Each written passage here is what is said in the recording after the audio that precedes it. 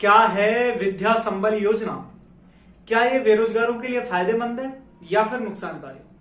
मैं आपको पॉजिटिव और नेगेटिव दोनों जो बातें हैं वो आपको बताने जा रहा हूं।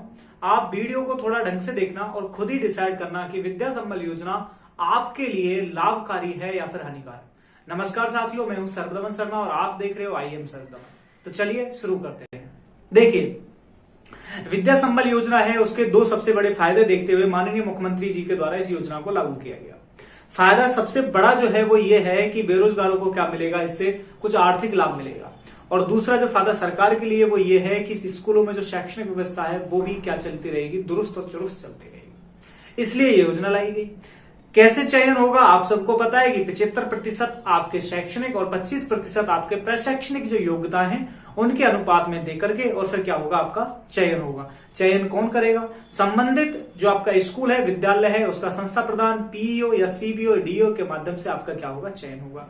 नियुक्ति कब मिलेगी, ये सारी बातें आपको विज्ञप्ति को पढ़ा भी होगा आपने, बहुत सारे YouTube चैनलों पर अवेलेबल भी आपने देखा भी होगा। मैं मुद्दे की बात करता हूं। मुद्दे की बात क्या है साहब? मुद्दे की बात यह है कि विद्या संबल जो योजना है क्या आपके लिए लाभकारी है या फिर हानिकारक, वो जरा समझते हैं। देखिए, दो पहलू हैं, दो फैक्ट हैं। पहला ये, अनएम्प्लॉयमेंट वाले यूथ जिनको मैं एज ग्रुप में रखता हूं 20 से लेकर 30 में, अनएम्प्लॉयमेंट यूथ 30 से 40 में और 40 के बाद, तीन ग्रुप मैंने बनाए। तीनों ग्रुपों को अगर हम एनालिसिस करते हैं तो आप जरा देखिए, 20 साल से लेकर 30 साल तक का जो एज ग्रुप है और जो तैयारी कर रहा है और उसको कहीं ना कहीं उम्मीद है कि उसका सरकारी नौकरी में क्या हो जाएगा, चयन हो जाएगा, उसके लिए विद्या संबल योजना को मैं थोड़ा ठीक नहीं मानता हूं। आप पूछेंगे गुरुजी ऐसा कैसे, तो जरा समझिए। देखिए, सपोज कीजिए मेरी उम्र 25 साल मैंने मानी और मैं 25 साल का एक कैंडिडेट विद्या संबल योजना में फॉर्म अप्लाई करता हूं, मेरा सिलेक्शन हो जाता है, मैं ज्वाइनिंग कर लेता हूं और मुझे 15 से लेकर 20,000 रुपए मिलने लग जाते हैं। लेकिन चूंकि इस समय राजस्थान में भर्तियों का एक महाकुंभ लगा हुआ है, अभी फर्स्ट ग्रेड हुआ है, इसके बाद सेकंड ग्रेड है, संस्कृत डिपार्टमेंट है, सेकंड ग्रेड है, फिर रीट की मुख्य परीक्षा है, फिर आपका संस्कृत डिपार्टमेंट का सेकंड ग्रेड है। इस तरह करके काफी परीक्षाएं वो लगातार आती रहेंगी। इसके बाद RS की प्रीलिम्स की डेट आ जाएगी, EORO का फिर एग्जाम है, मतलब वैकेंसी पे वैकेंसी बैक टू बैक आ रही है। अगर इस समय आप विद्या संबल योजना में जाते हो और वहां जाकर के अपना जो बेशकीमती टाइम है उसको कुछ पैसों के लिए देते हो, तो मैं इसको उचित नहीं समझता हूं। क्योंकि जब आपको कहीं ना कहीं ये नजर आ रहा है कि गुरुजी इस बार मेरा चयन है वो लगभग हो जाएगा, तो फिर यहां रिस्क लेना मुझे थोड़ा ठीक नहीं लगता। हाँ, अगर आप फ्री होते या फिर कोई वैकेंसी नहीं होती तो आप विद्या संबल योजना में पार्ट टाइम जा सकते थे, 2 से 4 घंटे जा सकते, 2 से 3 घंटे जा सकते थे और बचे कुछ टाइम में आप अपनी पढ़ाई को बरकरार रख सकते थे। लेकिन यहाँ स्थिति थोड़ी अलग है और उसी स्थिति की तुलना करके मैं आपको बता रहा हूं कि यहाँ आपको थोड़ा सा समझना है। जो एज ग्रुप 40 से 50 में है या 40 से 60 में, यानी 40 के बाद के हैं, उनके लिए ये बेहतरीन विकल्प है। क्यों? क्योंकि तैयारी भी प्रॉपर नहीं हो पाती उस एज ग्रुप में, माइंड भी थोड़ा साथ नहीं रह पाता है और एक अपन में जोश और मोटिवेशन होता है वो भी इतना नहीं हो पाता।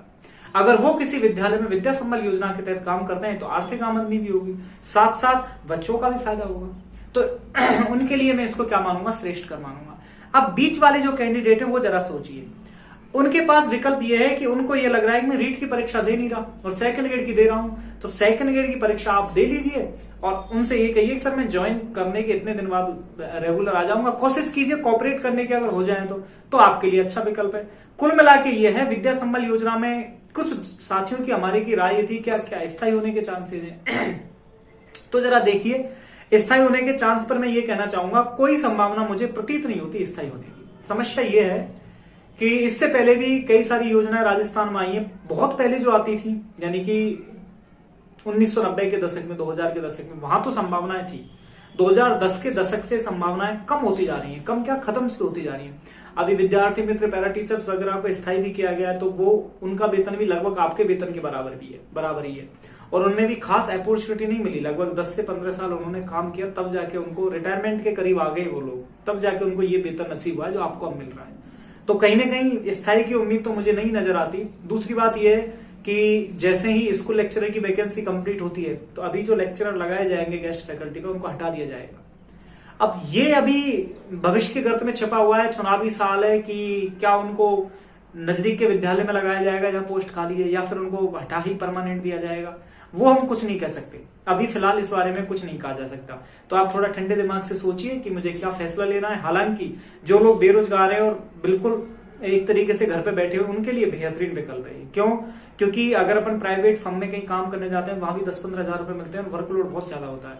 यहाँ आपको 20-30 हजार मैक्सिमम पर मंथ मिल जाएगा और वर्कलोड भी काफी कम होता है, एक पढ़ाने का ही काम होता है। तो आज की इस वीडियो में इतना ही, मिलेंगे एक नई वीडियो में बहुत सारी ढेर सारी अपडेट के साथ। तब तक के लिए जय हिंद जय भारत। और हाँ, अगर आपकी कोई क्वेरी है तो जरूर लिखे कमेंट में, मैं जरूर आपका जवाब दूंगा।